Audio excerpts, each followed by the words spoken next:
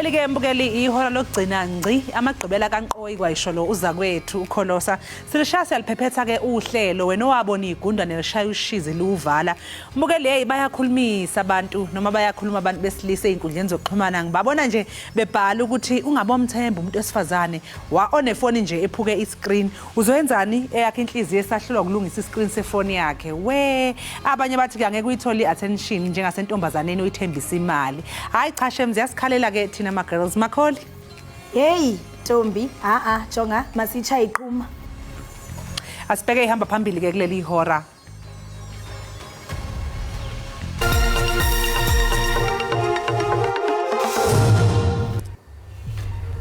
Inkundla ephakamileyo kwiphondo laseNtshona Koloni inike inkampani yebhasi iGolden Arrow isithintelo senkundla esithintela imanyano zeteksi ukuba zizibandakanye nentshukumo zodushe.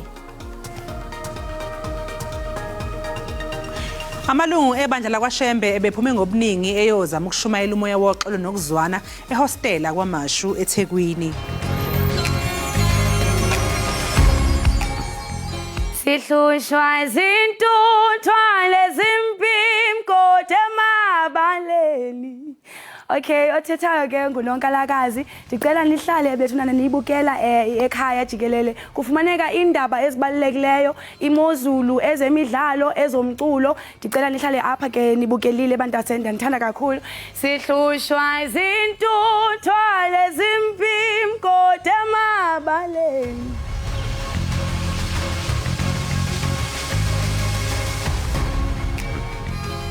Inkundla ephakamileyo eNtshona Koloni inike inkampani yebhasi iGolden Arrow isithintelo senkundla esithintela imanyano zeteksi ukuba zizibandakanye nentshukumo zodushe.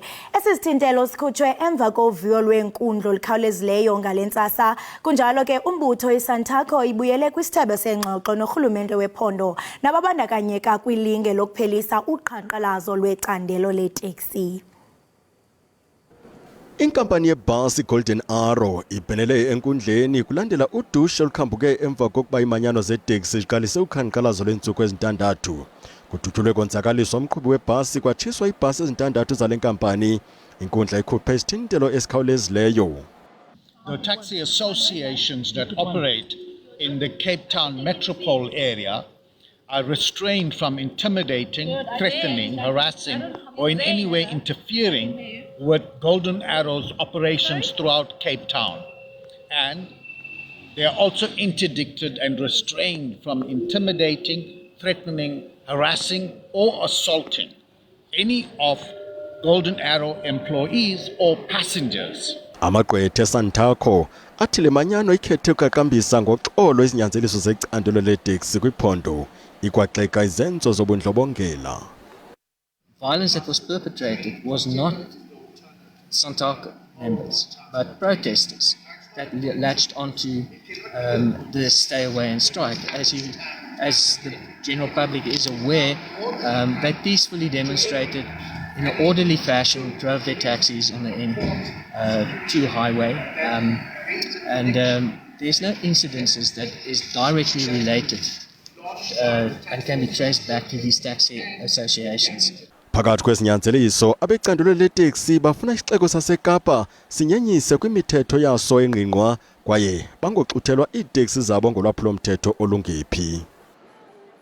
Amalungu ebandla lakwaShembe iNazareth Baptist Church eBuhleni abeshumayela ivangeli loxolo ehostela labesilisa kwaMashu eThekwini KwaZulu-Natal. Umholeli kwaleli bandla uNyazi lweZulu ilona belihola umthandazo kuleli hostela. Leli hostela lakwaMashu lingelinye lamahostela adume kambi futhi elinesibalo esiphezulu sokubulala esifundazweni. Ukubulala nokudubulana sekuyinto yansuku zonke kule ndawo. Lokhu sekushiye izakhamuzi eziningi zesabela impilo yazo. Amakhosi asanda kuba nembizo kule ndawo ngenhloso yokuqeda lesi sihlava. Muva nje amaphoyisa athole umshini wokukhiqiza izinhlamvu obiza imali ngaphezulu kwesigidi samarandi kuleli hostela. Kukholakala ukuthi umsolwa ubehlinzeka izigebengu ngezinhlamvu okubalwa kuzo nalabo ababamba izimoto zemali. Ngenyanga edlule kwadutshulwa onogada ababili kuleli hostela. Ngisaphinda amazwe ngawasho eqaleni ukuthi kusala izintandane kuze kwakheke igebengu ngeke zakheke ezweni. ngakho mazulu amahle ngithi asihlale phansi makhona ongaboni ngasolinye asihlale phansi silungisane ngoba ukuxabana nokuphambana insila yasemhlabeni osuke ngisho ukuthi abantu sekufanele balimaza noma babulalane. Ibandla lamaNazaretha asebuhleni ahlangene lapha ukuze akhulekele leli hostel. Umkhuleko ubuhola unyazi umduduzi Shembe. Basizi namhlanje nakunjena nje siyajabula impela ukuthi uNkulunkulu akacele nako uNkulunkulu abadala ke mhlawumbe ahlele ehlalweni sabo ukuthi abamelekelele kuphele lokubulana kwabantu lapha. Amaphoyisa esifundazweni athi kudingeka izindlela ezahlukene ukulwa nobugebengu kule ndawo. Abahlali baleli hostel basanethemba lokuthi sisazotholakala isisombululo sokuqeda ukubulawa kwabantu yize isimo simanzonzo. NginguNhlakanipho Magwaza ezindabeni ze-SABC kwaMashu. Usapho lokwaNdlovu lufuna impendulo emva kokusweleka komntwana walo uBrian. Lenkwenkwane bineminyaka eli-15 nebifunda kwisikolo samabanga phakamileyo iQueen's High School. Kutyholwa ukuba ibilixhoba lokuxhatshazwa nekukhokelwa lusapho lwayo ukuba ngunobangela wokusweleka kwayo. The other doctors were taking samples of blood on his arm. He was on oxygen. They did CPR, but I could just tell that my son was not going to make it. And that was goodbye for Brian. That's how he left me.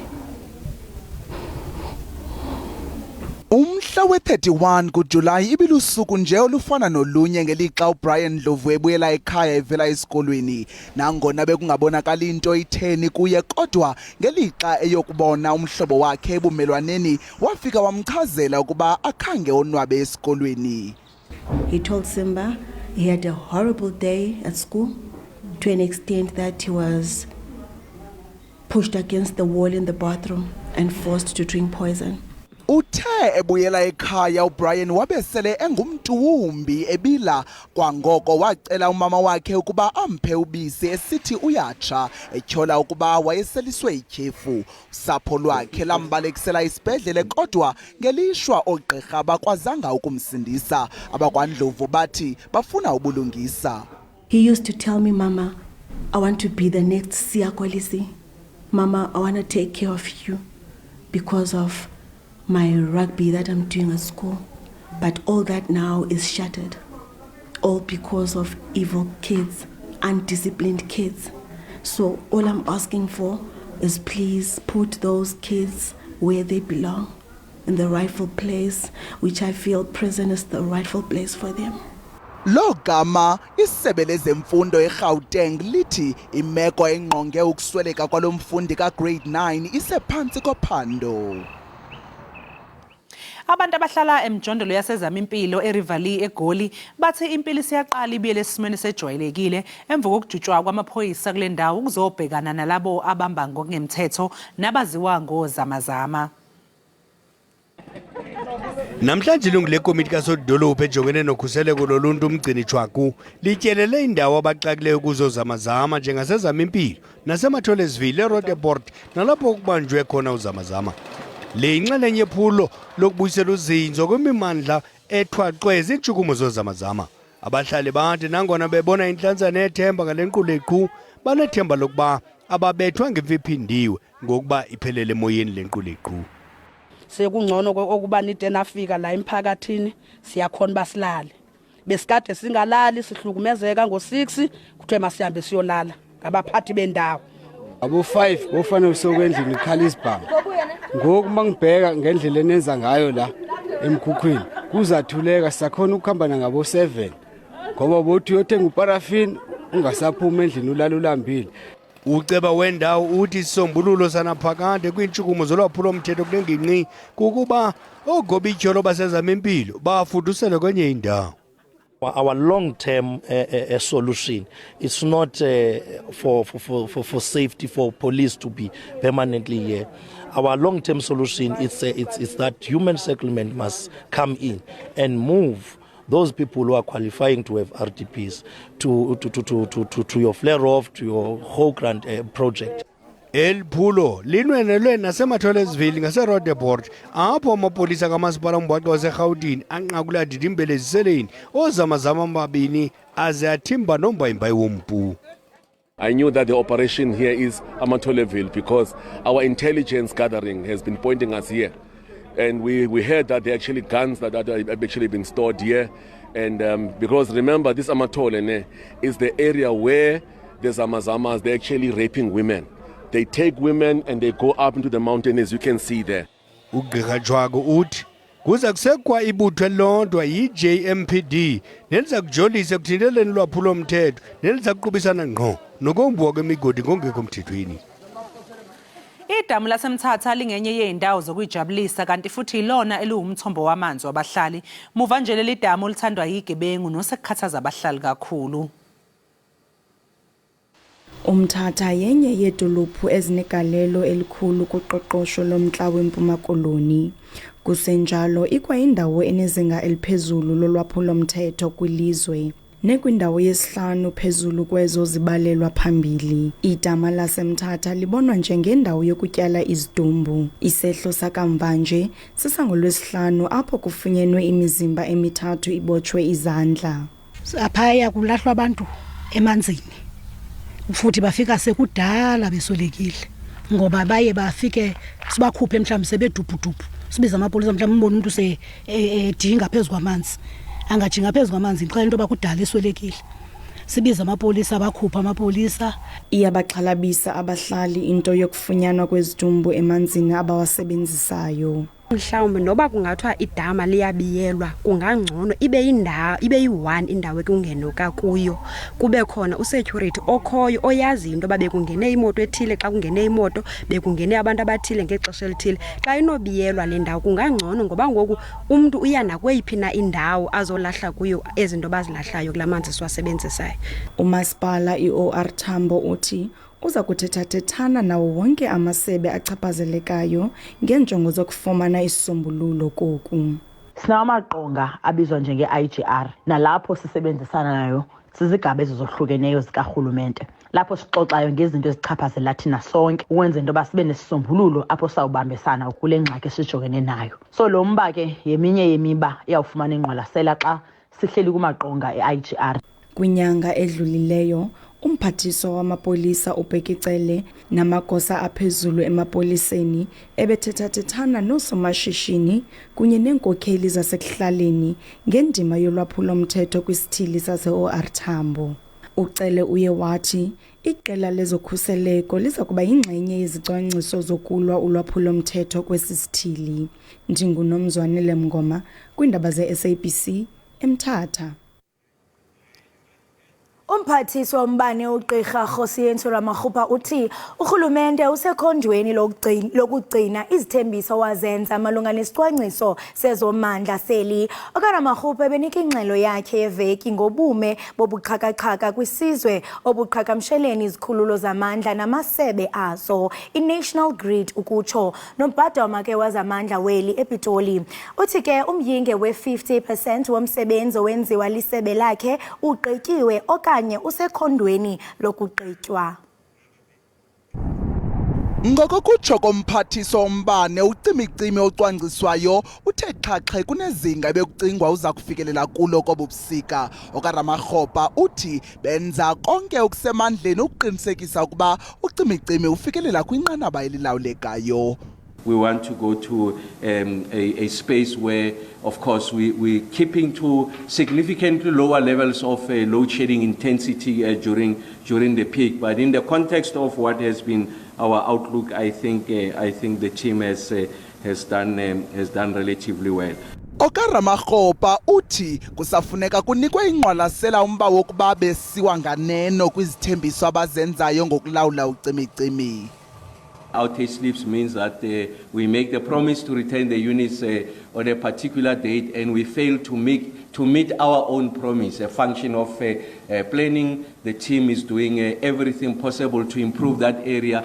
Umphathiswa wombane uthi uMzantsi Afrika ufumana i-400 megawatts yamandla eMozambique. NgoJuni urhulumente wathabatha isigqibo sokuba uEskom afumane amandla kumazwe asebumelwaneni afana neBotswana neZambia phantsi kwesivumelwano sezamandla iSouthern African Power Pool. Ngaphambi kokuba uphume mbukeli rhabula ufince kuqikelelo lwemozulu.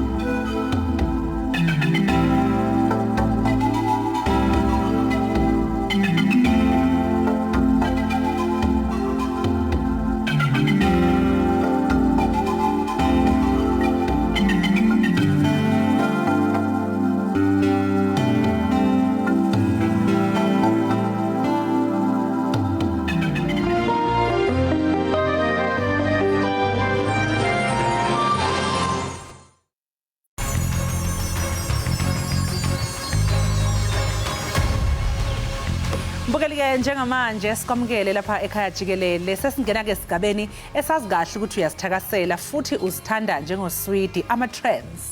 Khona sakuthiwani?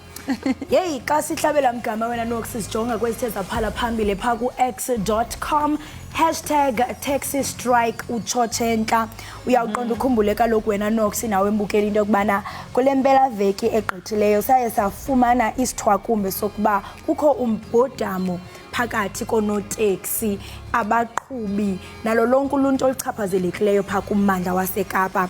Mvanje inkundla ephakamileyo yaseNtshona Koloni iye yanikeza ke inkampani yebhasi iGolden Arrows isithintelo sethutyana sokuba iqalise inkonzo yayo pha kwelaseKapa phakathi koluqhankqalazo lonoteksi oluthe lwashiya uninzi lwabakhweli luncuncutheka. Ngenene wena mamtshali nombukeli ndiqinisekile nabantu abahlala eKapa bangangqinelana nami into yokubana ngumbhodama into yaphayana. Imifanekiso endithe ndayibona pha kumakhasi onxibelelwano abanye ufumanisa into yokubana uba uyaphangela funeke behambe ngeenyawo khawufana ucinge uzosuka endlini yakho uhambe ngeenyawo because umgaqo uvalwe nca. Ndaphinde futhi ndabona omnye esithi into yokubana nokhuseleko alusekho because ukhona olahlekileyo ngoku bekuthiwa be emsebenzini akasabonwa because bahamba emahlethini. So ke kule veki ephelileyo iSouth African National Taxi Council iSANTACO ngilambutho ke lowo weteksi kwelaphondo laseNtshona Koloni ubhengeze uqhankqalazo lweteksi ngenxa yokuphunyezwa kwesixeko saseKapa kumthetho omtsha wezothutho oluthe walungiswa obangele ukuba kuvalwe eziteksi. Zintandathu ke ibhasi zakwa Golden Arrow ezithe zatshiswa ukusukela okokuqale uqhankqalazo ngolwesine. Lo gama ke ngobusuku bangolwesihlanu kwabulawa igosa lesicwangciso sokunyanzeliswa komthetho pha enyanga.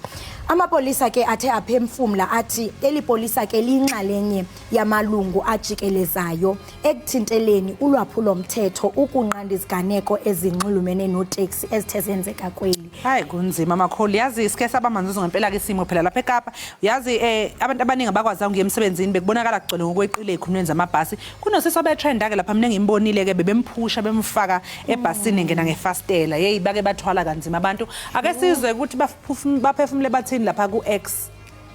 Craig S. uthi today is going to be a difficult day for all our colleagues who rely so heavily on transport to get them to work and back. Our hearts go out to them and the #taxi strike that is making them suffer. Be safe. Kusho khona ukuthi hayi kuzoba nzima impela kufisela ke abanye lababaya emsebenzini ukuthi bangaphepha bahambe kahle bafike. His works yena uthini ke makholi? Uthi we are currently held hostage by taxi associations. It's high time the community stand against them. Why must private citizens suffer? Hey, ibhlungu kakhulu because oko kaloku lento beyenza becela into yokubana urhulumente angenelele. Days later akakabonakali ngathi khona into yenzekayo and abantu ngoku bayasafarisha abantu icrime rate nayo yonyukile. Naye yokugcina ke lapha uTumelo uthena all I could hear is a song by Lusanda Spiritual Group unabantu bakho Thixo ngamaxesha onke may protect each and everyone from Cape Town. #taxi strike be safe. Naye ufisa nje ukuthi engathi abagibeli abaya emsebenzini Nkosi yami abahamba ngeenyawo ngoba phela siyabona namanye amabhasi ayasha kuyasha nama-truck ukuthi nje abantu baphephe ke endaweni yaseKapa.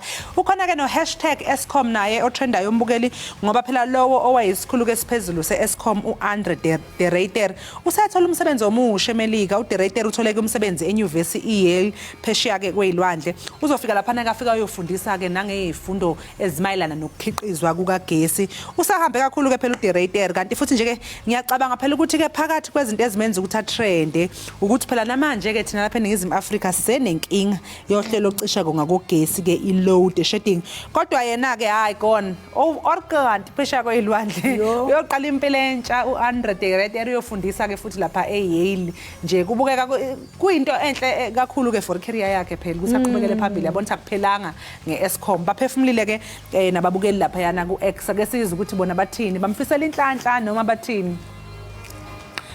Okay, ukhona ke ophendulayo uthi so you casually going to switch off Pimville on Sunday and Monday mornings and then casually switch on after 3 days and then lie and say there is a fault. Meanwhile, the country is conveniently in stage 1. How many megawatts are you saving when hundreds of homes don't have electricity for 3 days? Oh, usho khona ke loyana ukuthi ena so yena ucabanga ukuthi ePimville kuvalwa ugesi insuku ezintathu lokho kwenzela ukuthi kusevele ugesi ozoba uthe chithisa kwezinye indawo so ubona ngazi ukuthi iPimville uyimvu. And ndiyabona into okubana abantu abathe babhala pha ku-x.com bamemelela u-Eskom bayakhala kuba uyatsho noma wrong litsatsi into okubana Eskom SA, please sort out our electricity issue in Naledi, Soweto. We haven't had electricity since yesterday evening. So I think mhlambe ukuhamba komnumzana babona uba mabakhale ku-Eskom. Awungitshela umethi abana ugesi since kusho kanjani sithi ku stage 1 if abanye kuzophela 3 days bengenawo sesiyophela stage 1 lo. And ke eyona nto ngumnqa kukhona inginqi ezithi zona aziyazi kwayilento ekuthiwa yi-load shedding. Engabe njani lezo makholi indawo enjani ke lezo? Ndiyakhumbula into okubana bendiye ndagoduka ikhona inginqi epha ekufuphi nelali yam i-load shedding bathi abayazi so xa uzofumanisa umuntu onje ozawuthi zinsuku ezintathu bengenambane kodwa kuyashicilelwa kuthi into okubana kuzobakho ustage bani kutheni izawuqhubeka for ezo ntsuku ezingako. Yeah, Untokozo Ejena uthi Soweto outage, Moroka North doesn't have electricity and we are not scheduled for load shedding until later today. Kanti yini manje?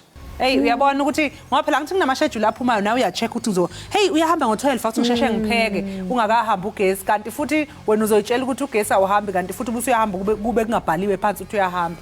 Lokho vele kuhlangahlanganisa abantu ngosami ukuthi impilo zabo akwazi ukuthi ihambe ngeorder makunje. Eyokugqibela umnandi mabe uyatsho into okubana at Eskom SA, please switch on Jabavu. We've had electricity for a total of 6 hours in 48 hours. No, we have kids going to school and people working from home. Uyatsho into okubana yena ngamashumi asithandathu weyure kule 48 hours singenayo thina umbane. Kuyabonakala into okubana yintsumantsumane sisajongene ne-taxi strike ngapha ngucimicimi wombane into ethi nyani njema sijonge kuvoto xa kusenzeke izinto uluntu luzayifumana njani intembeko. Zibhlungu kakhulu izinto ezenzekayo kodwa ke singathanda into okubana kwaba baphana eKapa lodumo baqinisekise into okubana bakhuselekile xa kuthiwa mhlambe ungahambi hlala endlini hlala endlini rather be safe than sorry mntasekhaya. Siphinde sikhumbule ke babukela ukuthi imbono le ekade siyifunda imbono ke yababukela kusiyo SABC kanye ke nalolu phiko lwendaba ngakho ke angeke SABC kanye nalolu phiko lwendaba lwakhononda noma ke lwaphawula ngokukhononda okungahleke kuqubuke ngayo okwamanje ke sinje qu 8 dolo sebe emva komzuzu.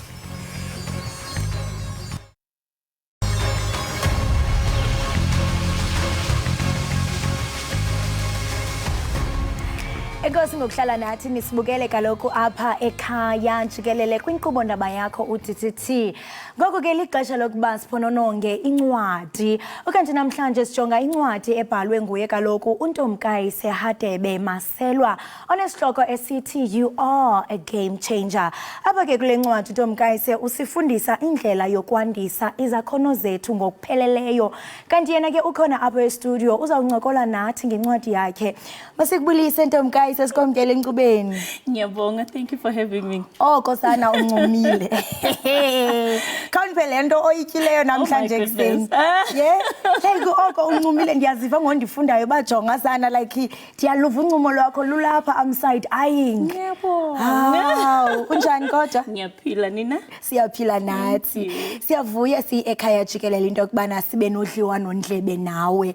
Kwaye wathatha usiba nephepha wabhala incwadi ethi You Are the Game Changer. Khasibalisele ngale ncwadi yakho ethi You Are a Game Changer. Ingaba mhlawumbe i-journey yakho yobomu uye wayiqulatha kule ncwadi? Ngifake kancane ne? Ngifake kancane ngibingelele ababukeli ekhaya ngibukela ababukeli yonke indawo in South Africa and everywhere else lanzo nisibona khona.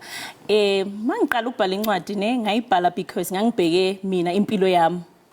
ngabheka the way ngikhule ngako ngibheka environment yami la ngiqhamuka khona ukuthi sikhula singafundiswa ngezamabhizinisi sikhula singafundiswa ngepersonal development ukuthi wena ezumuntu ukwazi ukuzakha so that noma ngabe uthola ufikelela isuccess wazi ukuthi you are strong as a person. So mangiqala ukubhala lencwadi it was about entrepreneurial mindset through personal development ukuthi abantu bethu bakwazi ukukhumbula ukuthi it is important ukuthi nathi sikwazi ukuqala amabhizinisi sikwazi ukuchubekisa sikhulise umnotho wase South Africa and nokuthi futhi thina abantu abamnyama zangisafundiswa lezi zinto sisebancane so ngifuna ukuyibona icala from a younger generation icala from abantwana abancane sikhulise abantwana bethu the next generation ngayo. So that's what inspired me because nganginalento yokuthanda abantwana ngibabize educate them while at a very early age. So ngabona ukuthi it is important ukuthi ngibhale phansi so that abantu abangakwazi ukufinyelela ezinye izinto mhlambe then they can be able to take my book and then incwadi yami ngakwazi ukubapha direction to where they can go and what they can do to develop themselves. Wow, you speak a lot about entrepreneurship mindset. Into engathi mhlambe xa sijonga kuthi sisizwe esimnyama it is something that is lacking because of manisa into okubana mhlambe umntwana wolunye uhlanga umzali xa isweleka umntwana ushiyeka nezizumbulu. There is a generational wealth ilegacy yabo itimali kodwa xa sijonga kuthi indlu emnyama lusizi ungathi mhlambe xa ubhala lencwadi zeziphi izikhewu othe wazibona kwimpilo zethu ndifuna uchaphazele kakhulu kuthi singabantwana bomquba zeziphi izikhewu othe wazibona ebona into bana ziyasilela and you want to say you are a game changer kule ncwadi. Ngithe mangihleli ngabheka ukuthi ngalendlela esikhuliswe ngayo ne sikhuliswe singafundiswanga ukuthi you are good, you are the best. You can become anything you want to be. You can aspire to be a billionaire and you can reach that. So ngabona ukuthi asifundiswa ngalezi zinto sisakhula. So sikhula ngenqondo ukuthi kumele ngihambe ngesikoleni, ngithole i-degree or i-diploma ngikwazi ukuyosebenza.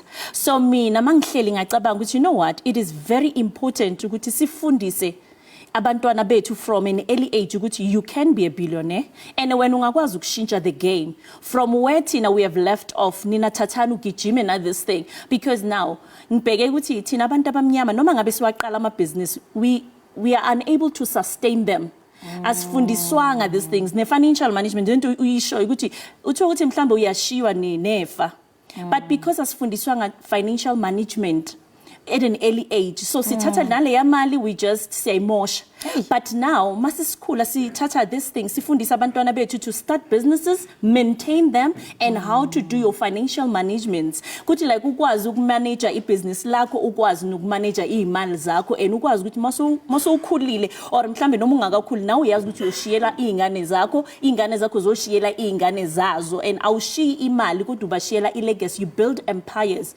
kakhulu in the property development kakhulu in the investments kunezinye izinto imali iyazenzakalela silele but because we are not educated or we are not given this information or we are not getting it easy then we don't know ukuthi kuyakhonakala to grow and become financially stable and become a billionaire as a black person and you can sustain that and leave it to your the next generation to the next generation. And lento ithethayo iyabonisa or it's exposing mhlawumbe apho nyani esilela khona singumzontsundu because even looking at our education system it seems to not be doing justice to what you are talking about and ndifuna ungena ke ngoku apha encwadini because I mean uthetha ngakhulu about unleashing your potential as umuntu ufumane uqaqambise isakhono sakho usijonge esipilini uqonda bajonga I am the best thing that ever happened.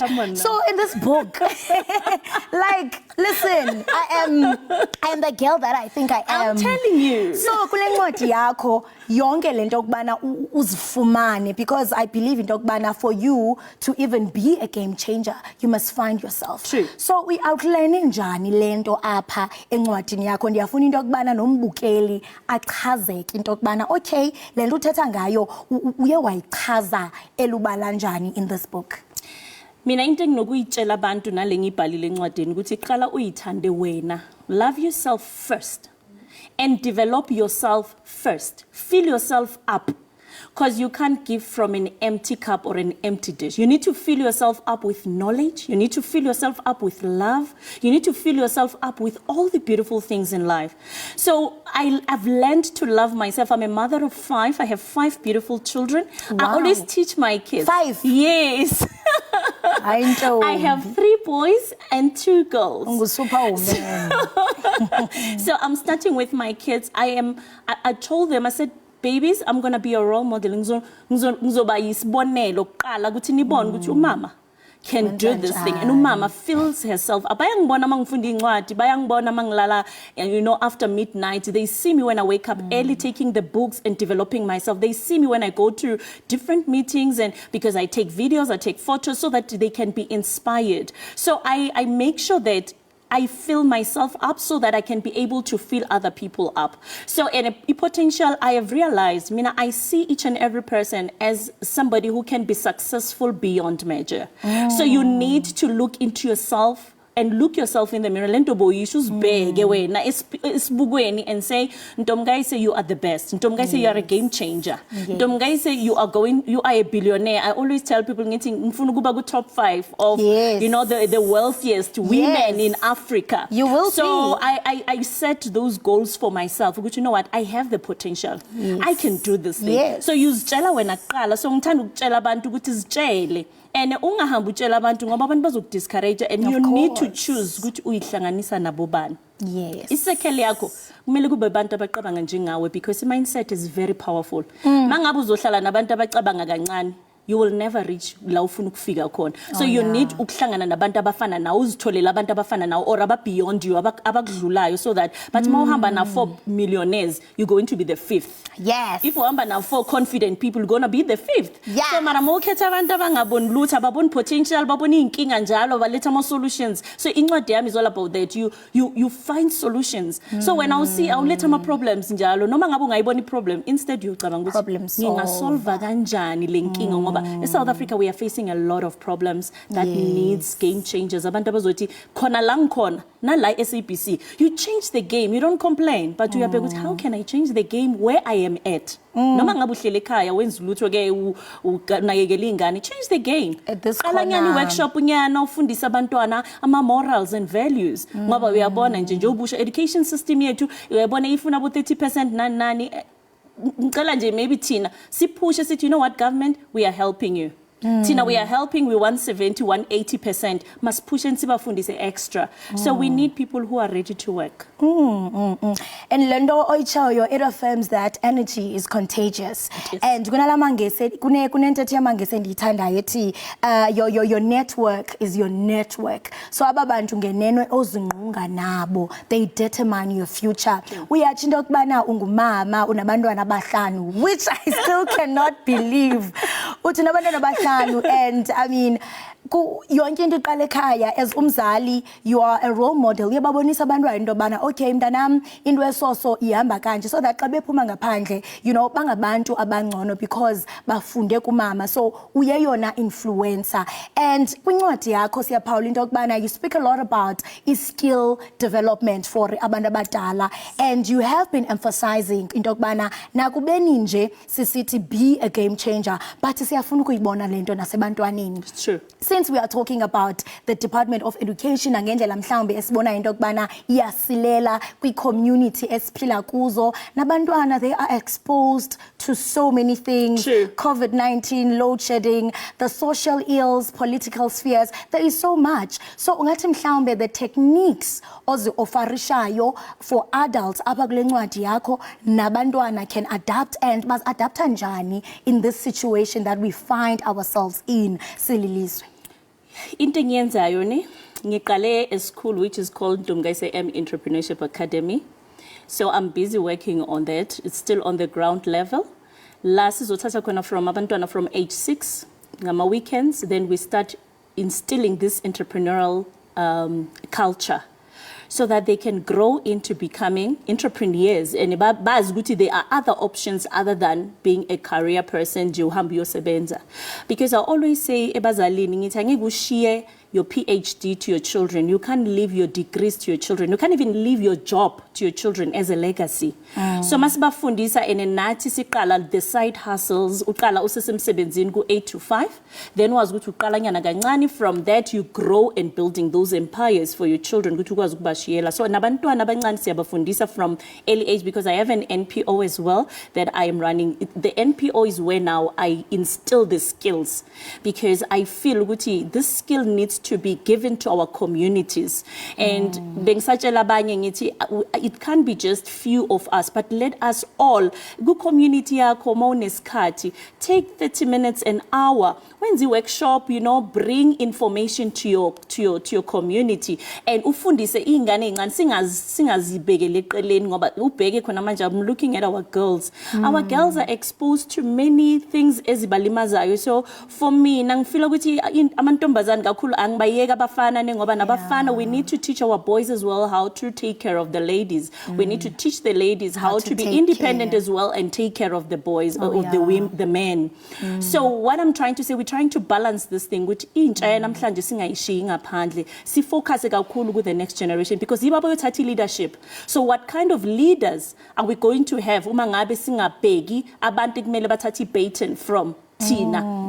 So kakhulu kumele sibheke ukuthi si developa intsha yethu kanjani, so share ama leader anjani, so share abomama abanjani bakusasa, so share abobaba abanjani bakusasa. Mangabe si neglect youth, singayifundisi, singayipha ama skills and the necessary skills that they need apart from school, then we are really failing as a nation. And it starts now. It starts now. It starts at an early age. It starts now. Uba sifuna, like you said in your book, in Dogbana, transformation okanye inguquko iqala ngawe mntu. And I mean, game changers are self-aware. Come on now. Game changers are self-aware. So I mean, ingaba mhlambe bobuphi ubungozi umuntu azazibhaqa ekubo if akazuba nayo la self-awareness and la nguquko ingaqalanga kuye ngaphakathi. Disitsho nje uyababona abanye abantu tobana jonga man wena akuthethi wena mhlambe kuthetha your childhood trauma. You find that abantu badlula kwizimo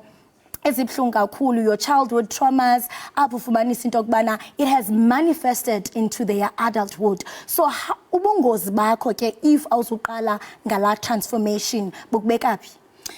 Bukubeka ukuthi ube yi-complainer and expect things to be given to you. Izinto unikeze izinto zamahala njalo. So ngitshela abantu abaningi ngithi ngiyazi ukuthi we are not exposed sonke kuma psychologists, we're not exposed to counselors sonke, but they are there. Kunama social workers. Ma umuntu uyimisele and ulalela izinto ezizokwakha, uyakwazi ukuthi uphume. Mina ngiphuma from a very impoverished background. Ngikhulele in a shack. But ngangile yantombazana yayi always ngangifuna information noma ngabe in the midst of my environment. Ngangavumi ukuthi environment yami ngidefine. And futhi ngizotshela abantu ukuthi mawuhlele ekhaya thatha incwadi ufunde. Ukufunda ku very powerful. Like mawuthatha incwadi ufunda, read books. Self-educate. Like angeke ukhale njalo uthi wena akunama bazari, I can't go to university, I can't go to school. I've never been to any university. Yes, I've been to University of Pretoria doing entrepreneurship, but it was a short course. But I've never done a degree in any, which is things that I aspired to do, but I never did. I educated myself. I self-educate. So I make sure I read books. I make sure that I'm relevant. I make sure that I follow trends. I make sure that I update myself. Yeah, I need to be relevant for this time. I make sure ngifunda about AI, artificial intelligence. I need to know about these things. Which isn't ziyashintsha. So it's not anybody or any school that has taught me to do this, but because I'm self-aware. And the self-awareness, it has to start with you again. You have to tell yourself, good, complaining won't take you anywhere. Uzohlala uhlupheka for the rest of your life. So look, complainer, sitting in poverty and not changing the game. But I will never succumb to any circumstances in my life, and I will never give myself to things that will destroy my future. I would say to young women, you must stand up. Stop looking for easy come, easy go. You work on yourself. Yes, you will meet people along the way, maybe who will want to empower you. But if they are not there, go out there and get information. If you can't, get people like us. Right. And ask questions. And the Jonga, we're on social media. We're everywhere. Instead, you want the naked women and all that, you want to dress up like them. You don't look for knowledge so that you can grow. And siyalibulela kakhulu elityotyombe because liyalavelisa lo mntu unguye namhlanje. It proves that possibilities are endless. Sisathetha njalo mbukeli wami about possibilities that are endless. Apho kaloku ekhaya niye nasiphefumlela kumakhasi onxibelelwano nasithumelela kaloku nevideo ngalomba siwuxovulayo namhlanje. Rhabula ungafinci. You are a game changer. Oh, my good people. This book is therapeutic and motivational. Basically, the book is about the needs for kindness, understanding, the humility to listen and learn from those who have different life experiences. It's about recognizing that in order to change the world, to make it better, we must be willing to let go of our pride and have uncomfortable personal sacrifices. I read the book You Are a Game Changer by Ntomgaise M. This book changed my life because of how I used to view things and how I used to attract negative things into my life. I used to crush my small ideas or how I think. So this book made me to see the positive side of what I've never seen in me and in the things that I used to think, my small business ideas. The game changer. And I consider myself a game changer because having read through some of the pages, I can totally relate because it is really thinking of yourself as a winner, talking like a winner, acting like a winner, keeping people who are winners. So as a game changer, really it's those things for me. Because you want to see yourself headed somewhere, you need to hang with the people, roll with the people that are headed in that same direction. So as a game changer, that is what I chose to do. I've read the book written by Ntomgaise regarding Game Changer, which I would like to say and encourage other people that it's very important to learn and understand your goals. My favorite chapter in the book was on the goal setting, whereby I learned a lot about the goals that you set as a person. The main thing is that you must have your goals as a milestone and not to set too much goals at once. Just have few and follow them. Right, mbukeli wami, ezo ke zizimvo zabantu abathe barhabula bafinca kwincwadi kaye uNtomgaise ethi A Game Changer. Ntomgaise, xa siyiqukumbela abantu bayifumana phi le ncwadi? I'm sure it's just mixed emotions after hearing Eza Voxes. Bayifumana phi incwadi? Yeah, no. And yeah, it is just overwhelming ukuzwa abantu bakhuluma ngencwadi ebhalwe yimi, and it is really an honor. Incwadi okwamanje ayikho itolo, ukwazi you get it from me through PexiPep if usekudeni nalangkhona because ngisekuruleni currently. So the books are with me. You just contact me on WhatsApp. Can I give the number? Yes. My number is 068-009-0917. 068-009-0917. So you can get me on all social media platforms, your Instagram, Facebook, TikTok. So I think the book, you'll see even the book there. So yeah. You are a game changer. Yes. Masibambe ngasibini sibulele ngexesha lakho, ndiyathemba into yokubana game changers ezibukeleyo zivuselelekile apho ekhaya. Kanti ngokumbukeli masithi qhwi entengisweni, wena ungagonqi ungaqushalazi, siyabuya emva kwale ntengiso. Game changer.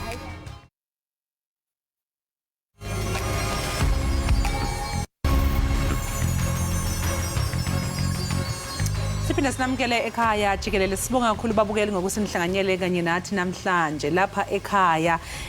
Makholi, ababukeli bethu ave bejabula. Hawu Nkosi yami, bayikhonzile inkqubo yethu. Hawu bayikhonze kakhulu. Hawu Nkosi yami, ende kaloku nabantu esiza nabo apha enkqubeni. Yonke into ukuba mhlambe londo ungapheka ukupheka uqhume sibone bajonge eziko umlilo uyavutha. Kodwa umbuzo ngokuba yintoni engaphakathi ebhotweni. So izinto ke ababukeli eniqinisekisa into kubana neproducers zethu nabasemaqhosheni basebenza ngokuzikhandla kakhulu uqinisekisa into kubana wena apho ekhaya ufumana ukutya okundindisholo.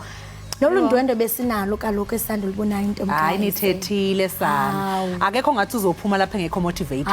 Nami ngoku ngizobe ndiyayimosha xa ndongezela ngaphezulu because uphawule into ebalulekile into yokubana yonke into iqala apha kuwe ngaphakathi. Kha uzijonge esipilini mani mntasekhaya uziphonononge uzibuze into yokubana ndingubani na ndizowenzana apha emhlabeni uyeke ezinye izinto ujongane nesiqu sakho and certainly you'll be a game changer. Yebo ke hayi ke mbukeli njengamanje ngaphambi kokuthi sizivalelise ake sibheke ke sibone siphosa amehlo lapha kusimo sezulu sibone ukuthi ngabe kumi kanjani khona.